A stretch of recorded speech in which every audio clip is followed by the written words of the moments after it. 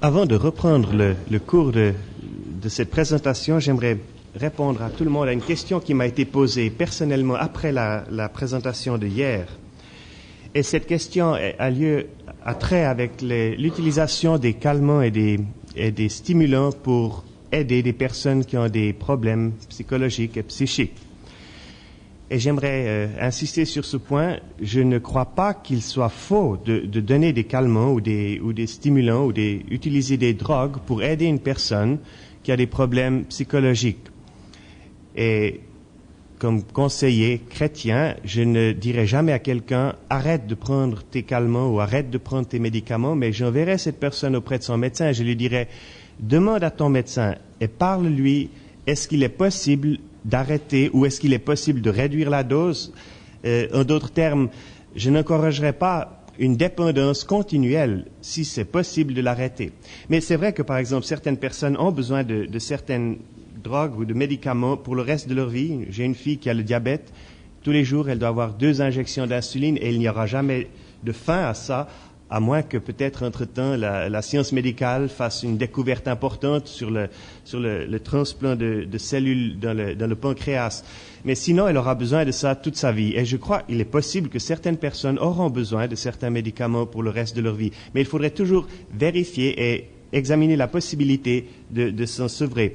Et à ce sujet, je vais juste mentionner que, par exemple, aujourd'hui, les calmants sont utilisés d'une manière abusive, par exemple, dans le soin des personnes âgées.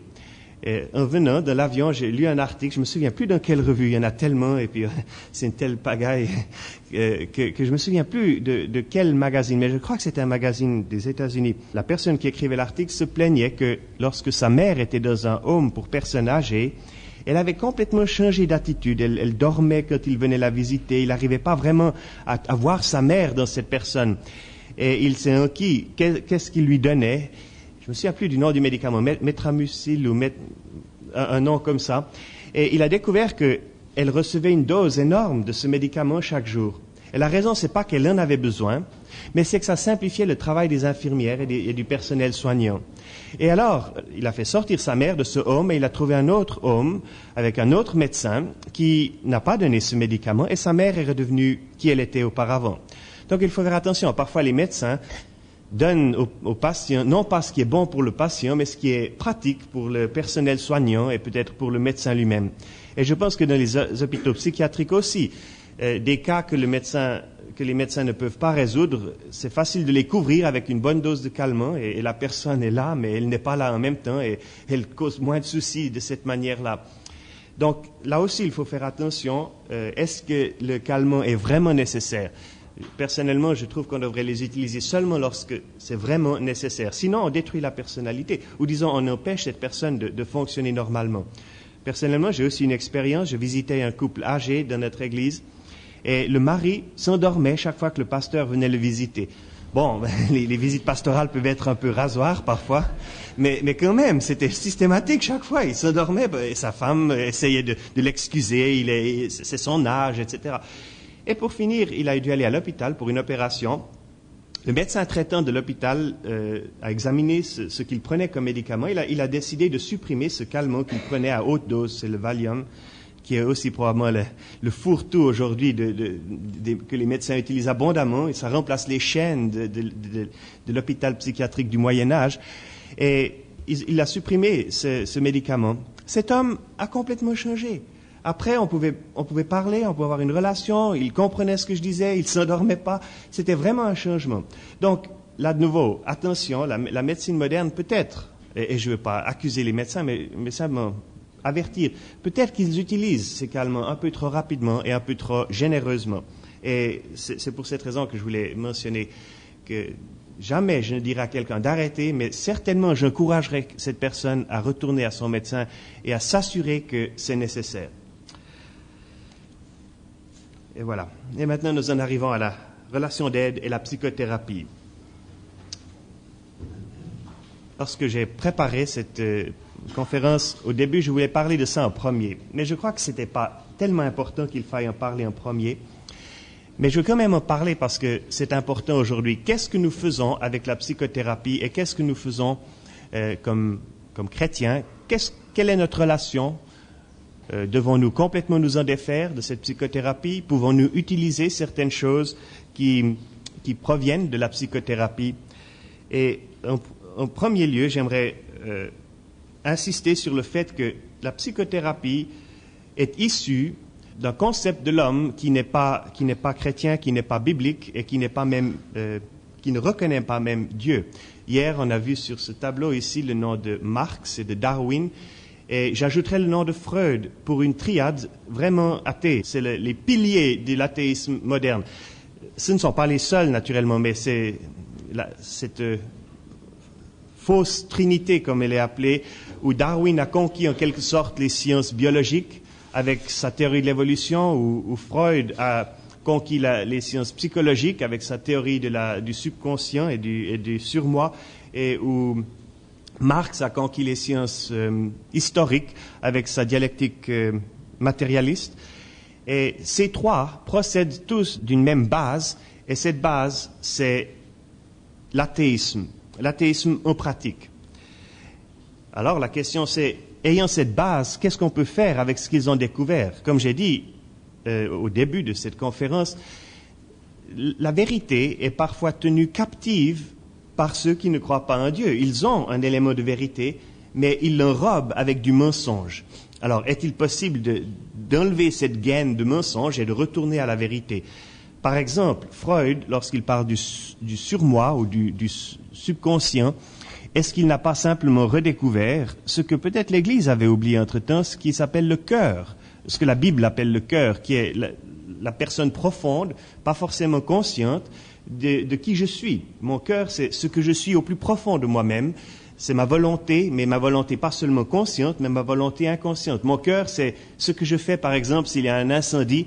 Alors, lorsque le conscient ne peut plus prendre contrôle de moi-même, le cœur prendra contrôle, et ce cœur est la personnalité la plus profonde de l'homme. Et je crois que Freud a dit certaines choses au sujet de ce cœur que peut-être nous pouvons considérer, mais est-ce que nous pouvons simplement reprendre ce qu'il a dit ou reprendre ce qu'il a fait, ou bien est-ce qu'il faut se dire « Ah, peut-être qu'il me faut retourner à la Bible et voir s'il y a quelque chose, non pas de vrai dans Freud, mais si ce qu'il a dit a un équivalent dans la Bible. » Parce que, et je veux insister là-dessus, ces différents modèles de l'homme, de la psychothérapie moderne, sont essentiellement des modèles où l'homme est indépendant, autonome et sans Dieu. Et à ce moment-là, l'homme est examiné soit à la lumière du darwinisme, qui a fait de l'homme en fait un animal. L'homme est simplement le dernier maillon d'une chaîne évolutive, et selon Darwin, il n'y a pas de différence entre l'animal et l'homme. Donc, l'homme doit être traité comme un animal, et effectivement, c'est ce qui est arrivé ce siècle avec les pays qui ont adopté ces théories, entre autres le nazisme allemand, mais pas seulement, où l'homme, alors, est considéré rien de plus qu'un animal. Et plus loin, le behaviorisme considère peut-être l'homme même comme une machine, ou les animaux aussi sont considérés comme des machines. En d'autres termes, tout ce qui fait fonctionner un homme, ou disons ce qui constitue sa vie, peut être expliqué en fonction de lois de la physique, et rien de plus. Il n'y a pas de monde spirituel, il n'y a pas d'âme au sens de lequel nous comprenons l'âme, une âme spirituelle, indivisible, et qui vit et qui peut vivre à part le corps, qui peut vivre lorsque le corps est mort. Pour eux, il n'y a rien de tout cela. Alors, leur modèle est plutôt un modèle, comme on appelle, de la boîte noire, c'est-à-dire l'homme est comme un petit mécanisme dans lequel il y a des entrées et il y a des réponses, il y a des stimuli et il y a des réponses à ces stimuli. Et à ce moment-là, il se justifie de faire ce qu'on veut avec cet homme. Pourquoi pas l'enfermer alors dans un camp de concentration s'il est déviant? Pourquoi pas le traiter comme un animal, puisqu'il n'est rien de plus qu'un animal? Et à cet égard-là, il nous faut nous distancer entièrement de cette psychothérapie, parce que ses conclusions et ses méthodes de traitement et même sa vue, sa philosophie d'approche de l'homme est complètement erronée. Et c'est à cet égard-là que je dirais que la psychothérapie doit être fondamentalement rejetée. Pas seulement rejetée extérieurement, mais à la base. Et il nous faut retourner entièrement au modèle biblique qui nous explique que l'homme n'est pas seulement un corps, n'est pas seulement un animal avec des instincts, mais qu'il est un être à l'image de Dieu avec une âme et une conscience que l'animal n'a pas. Et que cet homme a besoin qu'on s'occupe de son corps, et ça c'est bien, les médecins s'en occupent, de son âme et de son esprit, et que à cet égard-là, l'homme nécessite une approche totalement différente de l'approche qu'on pourrait avoir pour un animal. Un animal, on peut par exemple le dresser, mais il n'est pas question de dresser l'homme, quand bien même c'est exactement ce que les pays de l'Est font ou essayent de faire avec ce qu'ils appellent le lavage du cerveau. L'idée, c'est que, puisque c'est un animal, il suffit de le dresser comme il faut, et à ce moment-là, il se comportera comme il devrait. Et à leur grand découragement, ils s'aperçoivent que ce n'est pas comme ça que les choses vont se passer. Tout spécialement pas avec ces récalcitrants chrétiens qu'ils n'arrivent pas à dresser comme ils voudraient. Pourquoi? Parce qu'il y a la présence d'un esprit en eux qui n'est pas l'esprit de l'animal qu'on peut dresser et auquel on peut simplement insuffler des réponses conditionnées. Dans chaque cas, il nous faut considérer l'homme comme une personne et une personne responsable. Et ayant dit cela, il faut à ce moment-là se séparer du concept de la maladie mentale qui rend l'homme irresponsable. Même un malade mental a une forme de responsabilité. Même un enfant qui est, par exemple, retardé mental a une responsabilité à son niveau. On ne peut pas dire « Oh, il est retardé mental, donc totalement irresponsable ». Peut-être que cet enfant aura la mentalité d'un enfant de 3 ans, mais un enfant de 3 ans peut déjà avoir une responsabilité à son niveau. Et comme personne humaine, nous devons traiter, même un enfant retardé mental, avec la responsabilité qui peut lui être donnée. Naturellement, il ne faut pas attendre d'un enfant de 3 ans de se comporter comme un adulte. Bien sûr que non. Mais à son niveau, il y a une présence de responsabilité. Et c'est systématiquement ce qui est supprimé par la psychothérapie moderne. L'homme est non seulement irresponsable, mais il ne faudra pas essayer de lui donner des directives en vue d'une responsabilité éthique. Donc, je parle de la psychologie moderne et de la psychothérapie moderne. Il ne faudra pas lui donner des règles de vie ou des règles de conduite. Il devra trouver ça pour lui-même. Et si vous considérez les théories, que ce soit du freudisme, du behaviorisme ou de la psychologie moderne, qui est en train maintenant d'essayer de revenir un peu en arrière et de dire non, l'homme n'est pas seulement un animal, il peut se réaliser lui-même. La psychologie moderne humaniste essaye de dire oui, l'homme peut prendre contrôle de son futur, il peut devenir quelqu'un, mais si vous examinez même cette psychologie moderne et vous la portez à ses conséquences, tout ce que vous avez, c'est de l'existentialisme finalement athée. C'est-à-dire, l'homme est ce qu'il décide d'être pour lui-même. C'est ce que Jean-Paul Sartre a essayé de décrire. L'homme, sa liberté, c'est de décider pour lui-même ce qu'il doit être.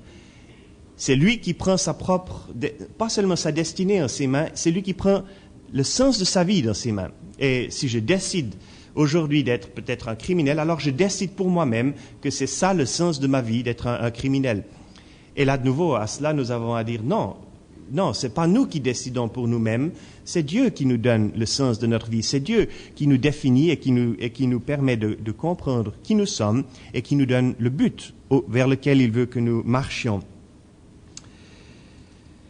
Donc, la cure d'âme chrétienne doit donner à l'homme ce sens de la vie et ne doit pas le laisser là-bas.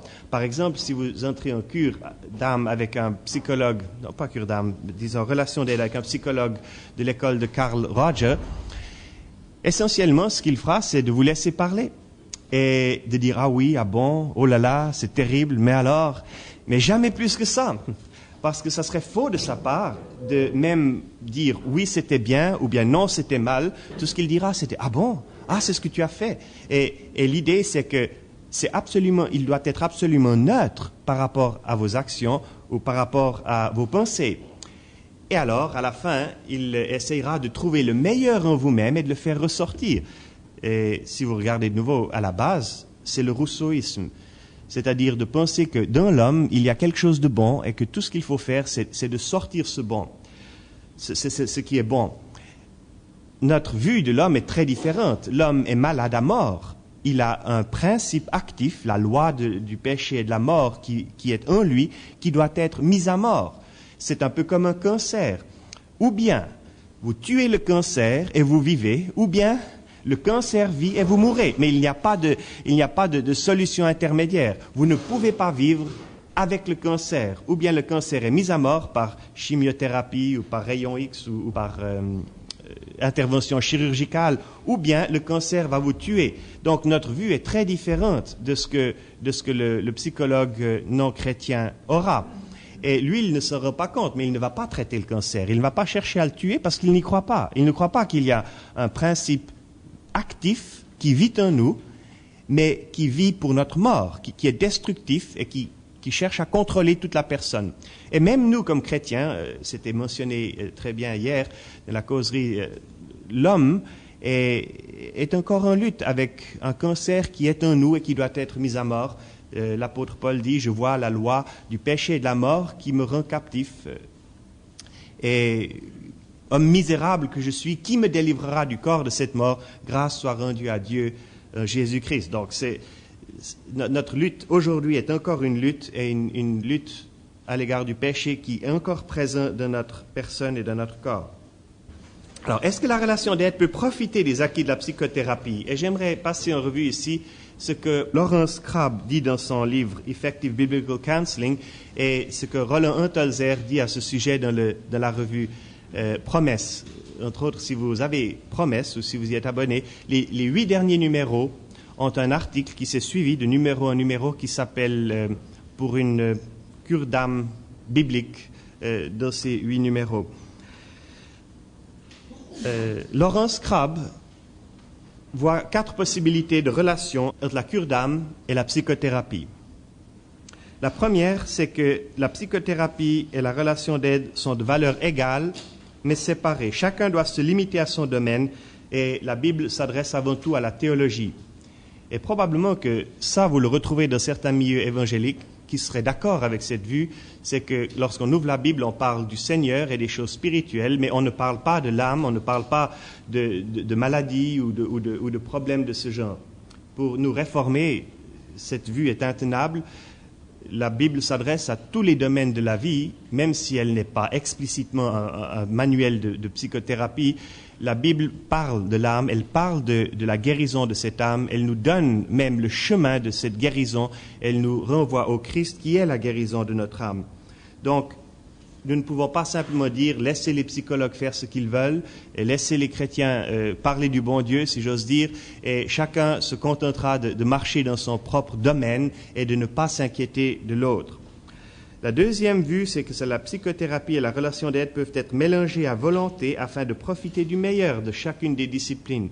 Et je crois qu'ici, nous entrons dans le domaine de ce que beaucoup de facultés de théologie libérale ont fait. Elles ont accepté la psychothérapie sans embâge. Elles l'ont acceptée pour ce qu'elle avait à dire. Et les vues de Freud ont été simplement absorbées dans les textes, dans les manuels de la faculté de théologie. Et ils ne voient pas de problème avec les vues de Freud. Pourquoi? Parce qu'ils ont perdu leur propre vue biblique de l'homme et de l'homme pécheur. Si l'on veut, c'est le christianisme sans le Christ. Et par conséquent, Freud est parfaitement bienvenu dans cette Église.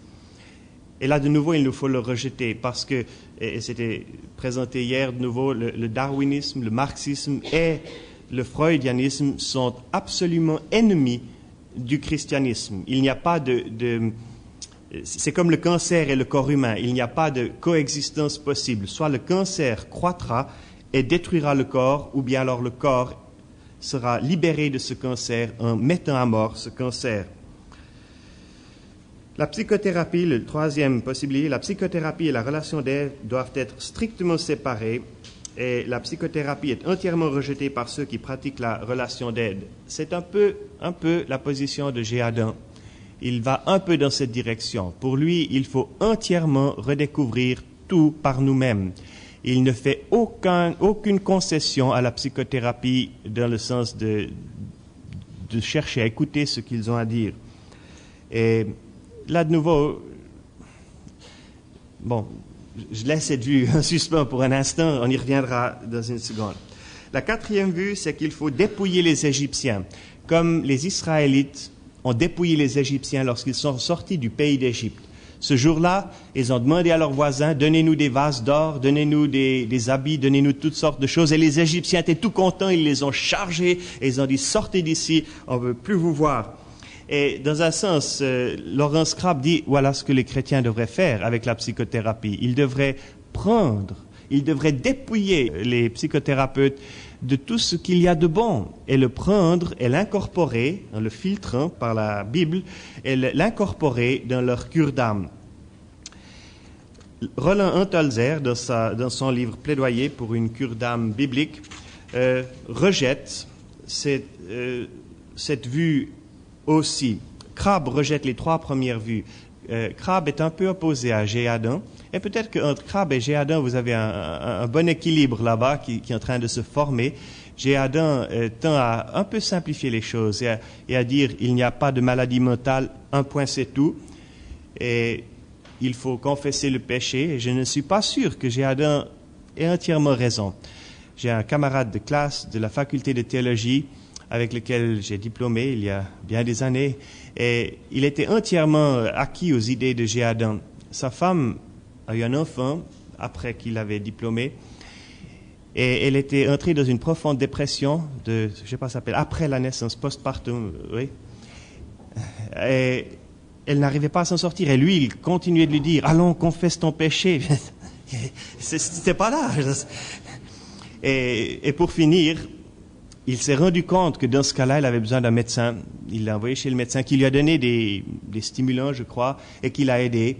Maintenant, Madame Burke va bien, mais il a dû admettre que non, il avait simplifié à l'extrême et il avait oublié quelque chose d'important.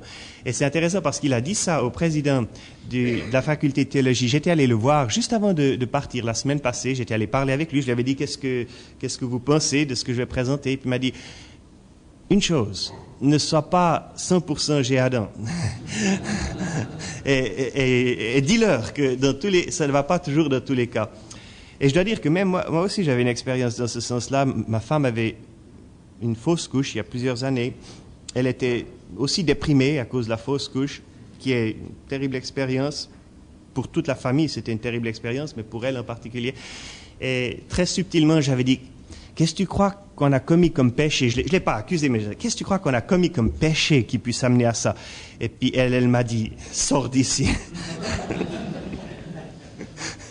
Elle avait raison. Faire attention de ne pas simplifier à l'extrême. Donc, Roland Huntelzer rejette les 4 vues et il dit que même de dépouiller les Égyptiens peut être dangereux parce qu'on risque, en prenant certaines vues, de prendre ou d'accepter avec ces vues la contamination humaniste qui est derrière elles. Un peu comme si je laissais tomber ma nourriture par terre, je ne vais pas la prendre et la manger. Pourquoi? C'est encore la nourriture, mais elle a été contaminée. Et c'est ça la question. Il y a une contamination là qui a eu lieu. Alors, Huntelzer prend peut-être la solution la plus judicieuse. Il dit qu'il est possible d'utiliser prudemment certains acquis de la psychologie et de la psychothérapie lorsqu'il s'agit d'essayer de comprendre ce qui trouble une personne. En d'autres termes, pour le diagnostic. Il dit, oui, peut-être qu'on peut recevoir une meilleure compréhension si on écoute ce qu'ils ont vu. Mais alors, il rejette entièrement les techniques de la psychothérapie lorsqu'il s'agit d'aider la personne, lorsqu'il s'agit de passer au traitement.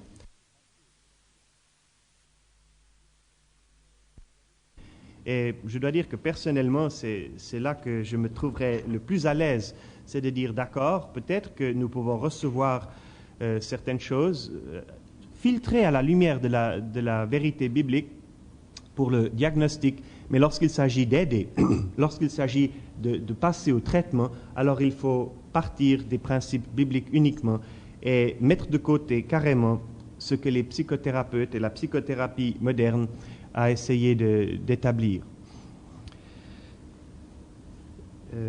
Et maintenant, nous en arrivons à la dernière partie, la relation d'aide et la sanctification. Je l'ai dit le premier jour, mais la première journée, mais je vais le répéter ici. Le but de la relation d'aide, à celui qui a besoin de cette aide, ne doit pas être, d'après le modèle clinique ou médical, simplement de rétablir la santé de la personne là où elle était auparavant. Nous sommes tous en train de croître et la personne qui est, par exemple, affligée d'une dépression ou d'une névrose ou d'une psychose a aussi besoin de croître. Et par conséquent, la relation d'aide et le but de cette relation d'aide n'est pas simplement d'éliminer ou de se défaire de quelque chose qui ennuyait ou qui empêchait de vivre normalement, mais elle est plutôt d'amener cette personne là où elle doit être et de la faire devenir ce qu'elle doit être. Après tout, pourquoi est-ce que Dieu envoie ces problèmes? Dieu a un propos. Pour le monde, une maladie, c'est quelque chose d'ennuyeux et d'absurde. Il n'y a pas de raison d'être malade. Ou disons, si on est malade, on essaie de s'en débarrasser le plus vite possible. Mais c'est absurde. Il n'y a pas de sens à être malade. Pour le chrétien, c'est très différent. Dieu envoie ces épreuves pour un propos qu'on ne peut pas toujours comprendre tout de suite, mais pour un propos que lui a pour cette personne. Pensez par exemple à ce que Joseph a dit à ses frères après avoir souffert de l'esclavage en Égypte et d'avoir souffert d'être vendu comme esclave par ses propres frères. Il a dit, vous avez essayé de me faire du mal, ou vous avez essayé de faire le mal par là, mais Dieu en a fait quelque chose de bon. Et dans ce sens-là, il faut essayer de comprendre que lorsque Dieu envoie une maladie, ou une épreuve, ou un tourment psychologique, Dieu a un propos pour ça. Et il faut aussi chercher à voir pourquoi est-ce que je dois passer par là, qu'est-ce que Dieu veut m'enseigner, qu'est-ce qu'il veut faire dans ma personne au travers de cette épreuve, de ce feu qui brûle en moi. Et c'est un des propos de la relation d'aide. C'est précisément d'aider la personne, non pas à se dire « Oh, c'est terrible ce qui m'est arrivé », mais « Qu'est-ce que je suis en train d'apprendre? Pourquoi est-ce que je passe par là ?» D'autre part, contrairement à la relation d'aide ou à la psychothérapie, le patient de la psychothérapie est considéré comme un être indépendant et autonome. Et le but de la psychothérapie, c'est de refaire de cette personne une personne indépendante et autonome qui puisse vivre pour elle-même, par elle-même, de soi-même. En fait, dans cette brochure d'Antolzer, il donne un exemple à ce sujet. Il dit par exemple, si un jeune homme, ça pourrait être aussi une jeune fille, avait des problèmes de passer des examens et était vraiment anxieux au point d'être incapable de se préparer pour ces examens, d'accord? Examen peut-être de Bachot ou je ne sais pas quoi. Peut-être que le psychologue moderne lui dira, il ne faut pas te faire de soucis, il te faut te confier en toi-même, il te faut te ressaisir et il faut passer cet examen. Qu'est-ce que ce psychothérapeute fait? Il fait de ce jeune homme quelqu'un de plus indépendant. En d'autres termes, maintenant, ce jeune homme deviendra de moins en moins susceptible à la présence du Saint-Esprit dans sa vie. Pourquoi? Parce qu'il a une technique qui lui permettra de surmonter son angoisse. Tandis que ferait le pasteur ou celui qui donne l'aide d'un point de vue chrétien? Il l'amènera, au travers de cette épreuve, à chercher l'aide de Dieu et par conséquent à devenir plus dépendant de l'aide de Dieu et plus dépendant dans sa relation avec Dieu et dans sa relation avec le corps du Christ qui est ici sur la terre, de s'intégrer plus dans le corps du Christ au travers de cette épreuve. Donc les buts ultimes sont absolument opposés. Dans un cas, on cherche à faire de cette personne une personne de plus en plus indépendante, qui se confie en elle-même, qui vit par elle-même, qui puise dans ses propres ressources la force de continuer, tandis que dans l'autre cas, on utilisera cette épreuve ou cette crise pour montrer que l'homme ne peut pas vivre de pain seulement, que l'homme doit dépendre de Dieu jour après jour, que l'homme vivra de toute parole sortie de la bouche de Dieu. Et par conséquent, à la fin de cette crise, peut-être après que l'examen a été passé, et nous l'espérons avec succès, il découvrira que maintenant il a appris à se confier en Dieu. Et s'il échoue l'examen, il apprendra aussi que Dieu nous dirige aussi bien par des succès et des réussites que par un échec. L'échec ne sera pas la fin de tout. Je me souviens toujours d'un jeune homme du conservatoire de Lausanne qui était dans la classe de violon et qui allait passer ses examens de classe normale. Il a échoué et il a commis le suicide. Pour lui, l'échec Et j'étais extrêmement peiné à cette époque-là parce que moi, j'avais essayé de passer les examens de classe supérieure en piano et j'avais aussi échoué. Mais il y avait une différence, c'est que ce n'était pas la fin de tout. C'est-à-dire que pour ce jeune homme, ayant tout misé sur son succès à ses examens, il a tout perdu au moment de l'échec. C'est-à-dire que le conseiller qui aidera, s'il faut, ce jeune homme qui a un problème avec ses examens, lui montrera que Dieu peut diriger aussi bien notre vie par un succès que par un échec. Que les deux viennent de la main de Dieu et qu'il ne faut pas considérer l'échec alors comme la perte de tout, mais comme peut-être une indication que ça, ce n'est pas le chemin dans lequel moi, en ce moment, je dois m'engager. Et la perspective finale est très différente.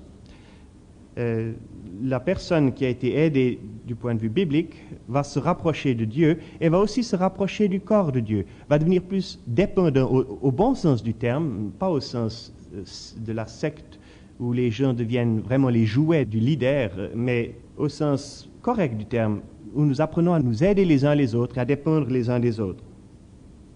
J'aimerais dire aussi ici qu'une des meilleures thérapies à laquelle je peux penser en ce moment, c'est précisément la vie d'une Église qui vit dans le Seigneur. C'est d'avoir, par exemple, un groupe qui se réunit semaine après semaine pour de la prière et qui est suffisamment confiant, où les personnes ont suffisamment de confiance les unes dans les autres pour s'ouvrir de leurs problèmes. J'ai mentionné hier que mon problème, pendant bien des années, c'était de la colère, une colère incontrôlée, intempestive. L'aide que j'ai reçue était dans un groupe de prière d'hommes de notre Église. Nous nous réunissions une fois par semaine. Et alors là, il faut faire très attention. Nous avons établi des règles de base, que tout ce que nous partagions devait être entre nous et le Seigneur et nulle part ailleurs, mais où nous pouvions nous ouvrir à des problèmes intimes. Par exemple, certains des hommes disaient, « Eh bien, j'aimerais que vous priez parce que je ne m'entends pas avec ma femme. » Quand bien même extérieurement les choses apparaissaient bonnes, il y avait des querelles et des dissensions. Et alors, nous prions pour lui, et la semaine suivante, là de nouveau sans fouiner et sans devenir curieux, on lui posait la question, est-ce que ça va mieux? Et puis peut-être il disait non, ça ne va pas. Alors on priait de nouveau pour cette situation d'une manière précise. Et on cherchait le Seigneur ensemble pour les problèmes que chacun de nous portait individuellement. Je crois que si ça c'est pratiqué, vous avez la meilleure relation d'aide qui se puisse trouver ici sur la terre, parce qu'elle est dans le Seigneur, elle est dans la prière et elle se passe dans le corps du Christ, dans lequel le Christ veut nous intégrer. Elle nous apprend même à dépendre plus des autres. Naturellement, il y a des limites aussi, il ne faut pas que les autres viennent à nous contrôler d'une manière autoritaire, mais il est bon, justement, de s'ouvrir les uns aux autres. Je crois qu'un des problèmes de l'Église aujourd'hui, c'est que nous sommes bien d'accord de nous réunir, par exemple, pour louer le Seigneur ensemble, pour écouter un pasteur parler en chair, mais nous manquons, ou nous n'avons pas, ou l'Église perd trop souvent, cette relation qui est « ma vie n'est pas à moi, elle est à nous ». Et ta vie aussi est importante à moi, même dans les détails dans lesquels on n'aimerait pas entrer normalement. Et dans cette relation-là, alors on peut s'aider les uns les autres d'une manière telle qu'il n'y aurait peut-être même plus besoin de conseillers de relations d'aide. Parce que les problèmes sont perçus dès le début et ils peuvent être guéris avant même qu'ils deviennent tellement conséquents qu'il y a une catastrophe ou une crise importante de la vie de la personne. C'est un peu la même chose en médecine préventive. Il est bon, par exemple, médicalement, de manger de la bonne nourriture, de prendre de l'exercice, de s'astreindre à une discipline physique, de prendre du sommeil en abondance. Et les gens qui font ça auront moins de susceptibilité d'être malades. Et ils seront protégés d'avance, en quelque sorte, dans la santé de leur corps. Et je crois que de la relation d'aide aussi, il vaut mieux ne pas attendre jusqu'à ce qu'il y ait une crise pour déjà traiter les plus petits problèmes avant qu'ils deviennent des gros arbres qu'il faut abattre et qui causent beaucoup de problèmes entre-temps. Et dans ce sens-là, la meilleure relation d'aide à laquelle je puisse penser en ce moment, c'est précisément cette relation d'aide où l'Église fonctionne comme elle devrait fonctionner, dans cette intimité dans le Seigneur, dans la confiance mutuelle, dans le respect réciproque, sans chercher à se mêler des affaires des autres, et cependant en portant le fardeau les uns des autres devant le Seigneur et dans une relation de confiance, de se communiquer les uns aux autres nos besoins et de les amener devant Dieu dans la prière. Si les problèmes sont plus graves, oui, on peut chercher le frère qui a le don pour la relation d'aide, le don pour l'encouragement, mais peut-être que ce frère fera partie de cette réunion de prière et il sera la personne qui, sans entrer dans une relation formelle où on passe 1 heure ensemble chaque semaine, il sera la personne qui peut donner cette aide directement et peut-être sans même qu'on s'en rende compte ouvertement. Et je crois que c'est là que le Christ veut que nous vivions, pas comme des individus, tous en bonne santé, mais individuellement. Il veut que nous vivions dans un corps. Et dans ce corps, la relation d'aide, alors, fait partie des liens qui nous lient les uns aux autres dans le corps du Christ. Effectivement, ici, nous ne pouvons pas inclure l'incroyant. L'incroyant doit être évangélisé avant qu'il puisse faire partie de ce groupe qui prie les uns pour les autres. Il doit entendre l'évangile et il doit comprendre qu'il est pécheur devant Dieu. Il n'y a pas d'espoir à ce niveau-là d'aider l'incroyant s'il a rejeté le Christ. Mais c'est bien notre tâche, faire des disciples de toutes les nations, donc apporter l'évangile à ceux qui ne croient pas, les exhorter à se repentir et à devenir des croyants, à recevoir le Seigneur, à se soumettre à lui, et dans le corps du Christ, de porter les fardeaux les uns des autres, de s'aider les uns des autres, de prier les uns pour les autres et de s'exhorter les uns des autres. Et si ça fonctionne, si ça c'est en place, alors je crois que l'Église remplira sa mission, remplit sa mission non seulement les uns à l'égard des autres, mais l'extérieur, le monde, regarde et se dira, qu'est-ce qu'ils ont là-bas qui est si bon? Comment ça se fait qu'ils aient cette paix? Comment ça se fait? Et peut-être ça les touchera, comme la présence du Christ sur la croix a touché le cœur de ce criminel qui était à son côté et qui a bien vu que cet homme-là, il est innocent. Et qui, au lieu de se moquer de lui, lui a dit, souviens-toi quand tu viendras dans ton royaume. L'exemple que le Christ a donné simplement en étant sur la croix a touché le cœur de cet homme. Et c'est, je crois, là, le cœur de notre évangélisme pour le monde. Ce n'est pas seulement d'aller dire « reçois le Seigneur », mais c'est de lui laisser voir quelles sont les délices, les joies de ceux qui ont reçu le Seigneur et qui vivent en présence du Seigneur, en la présence du Seigneur, dans la vie de leur Église ensemble. Et à ce moment-là, le cœur sera touché non pas seulement par les mots, qui sont nécessaires absolument, mais par les mots tels qu'ils viennent d'une personne qui vit sa foi et qui vit sa foi dans le corps du Christ. Et par conséquent, la relation d'aide, dans ce sens-là, est simplement de vivre en Christ ensemble. Et je crois que c'est là la conclusion à laquelle je veux en venir. C'est qu'une fois qu'on a dit au revoir et qu'on s'est séparé de la psychothérapie et de ce qui était humaniste en elle, nous n'avons pas d'autre chemin, mais que celui de la vraie sanctification en Christ et de la croissance en Christ ensemble. Et cette croissance, de la soumission à la volonté de Dieu, de la soumission à la parole de Dieu, sera notre meilleure arme pour conquérir le monde du dehors, le monde où il n'y a pas d'espoir, où il fait sombre, où il fait froid, et où les ténèbres règnent, et ce monde sur lequel viendra bientôt le jugement. Tandis que la communauté se réjouit déjà ensemble, dans sa relation d'amour, du retour de ce Seigneur qu'elle attend. Je n'ai pas touché la question de l'exorcisme. Une bonne question. Je dirais que si l'exorcisme est l'exorcisme d'une puissance démonique qui possède l'homme, le chrétien qui est né dans le Seigneur a reçu le Saint-Esprit de Dieu et par conséquent, il ne peut plus être possédé par la puissance démonique. Et ayant dit ça, je ne vois pas alors pourquoi un chrétien qui est né du Saint-Esprit, si vraiment c'est ce qui s'est passé dans sa vie, je ne vois pas pourquoi ce chrétien devrait passer par un exorcisme. Je vois que l'exorcisme a sa place pour celui qui est possédé par un démon. Et Jésus a aussi dit que celui qui a été exorcisé doit se remplir de ce Saint-Esprit, sinon la maison est vide, balayée et propre. Le démon revient avec 7 autres démons, pires que le premier, et la dernière condition de cet homme serait pire. Mais si cet homme est vraiment né du Saint-Esprit et habité par le Saint-Esprit, je ne vois pas pourquoi il y aurait nécessité qu'il soit exorcisé.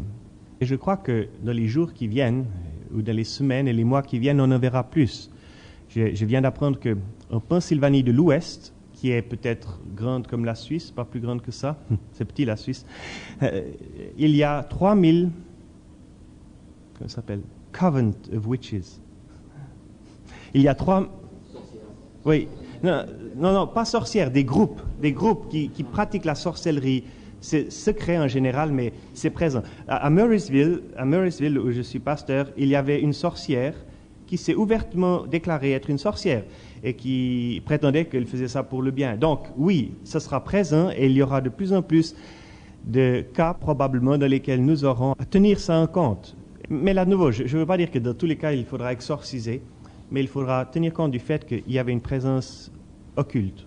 Eh bien, ce que je dirais aux membres de mon église qui sont psychothérapeutes, je leur donnerai une copie de l'article de M. Antolzer et je dirais « Qu'est-ce que tu en penses ?»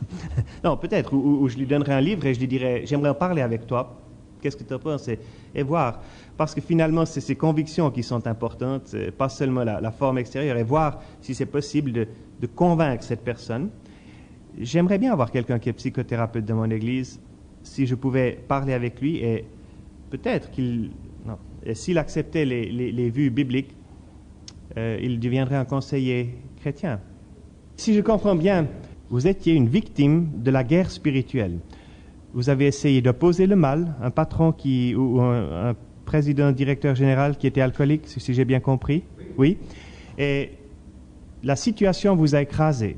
Ça arrive, dans la guerre, par exemple, un bon soldat, va à la guerre et il se fait tirer dessus. Il est blessé, il doit être évacué avec une civière. Il ne peut rien faire, lui-même. Il ne peut rien faire. Il est inconscient même, peut-être. Il a perdu son sang. Et ça arrive aussi spirituellement, dans la guerre spirituelle, que des chrétiens se fassent blesser, et sérieusement blessés, et qu'ils soient dans l'incapacité même de prier pour eux-mêmes, dans le sens de chercher Dieu. Et je crois que c'est précisément là qu'il nous faut comprendre que ça peut arriver, ça pourrait m'arriver à moi aussi. Que j'arrive à ce point, Jésus a dit sur la croix, « Mon Dieu, pourquoi m'as-tu abandonné ?» Il a passé par cette étape où même Dieu était contre lui.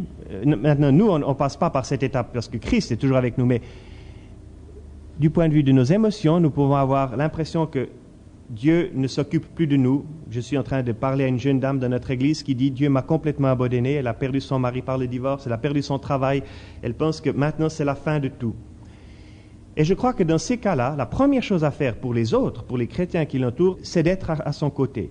Premièrement. Peut-être même sans rien dire au début, parce que les paroles ne sont pas reçues, elles ne peuvent pas être comprises, mais d'être présent. Et de dire, quand bien même tu passes par ça, je serai à ton côté. Un peu comme la personne qui va à l'hôpital après avoir reçu une balle dans son corps, on ne peut pas faire grand-chose à ce moment-là que d'être à son côté, et de prier et d'attendre la guérison et d'attendre la délivrance de cette condition. Et je crois que dans ce cas-là, tout au début en tout cas, la meilleure chose à faire, c'est d'être à son côté. Un de mes amis pasteurs a passé par l'horrible épreuve. Un jour, sa fillette, qui avait 8 ans, je crois, à l'époque, a disparu. Et ils l'ont cherché partout. Et plusieurs mois, je crois 3 mois. Pour finir, ils ont trouvé le corps de la fillette. Elle avait été abusée et mise à mort par un sadique. Et il a dit, lorsque j'ai passé par cette épreuve, il y avait des amis qui sont venus me trouver et ils essayaient de me dire, Romains 8, 28, toutes choses concourent au bien. Il a dit, je pouvais pas entendre ça. L'épreuve était telle qu'il ne pouvait absolument pas écouter des conseils comme ça. Mais il a dit, ceux qui m'ont aidé le plus, c'est ceux qui sont venus, qui n'ont pas dit un mot, mais qui m'ont donné une forte embrassade et qui sont restés à mon côté, sans rien dire, et puis qui m'ont écouté, parce que naturellement, imaginez ça, une fillette, et ça m'avait touché parce que notre aîné, à l'époque, avait 8 ans aussi. Je me suis dit, comment est-ce que je prendrais ça? C'était au-delà de ma pensée, de penser que ma fillette pourrait être absente et qu'on retrouve son corps un jour. Mais il a dit, ceux qui m'ont aidé le plus, c'était ceux qui sont venus et sont restés à mon côté. Et ça, c'était la meilleure aide à ce moment-là.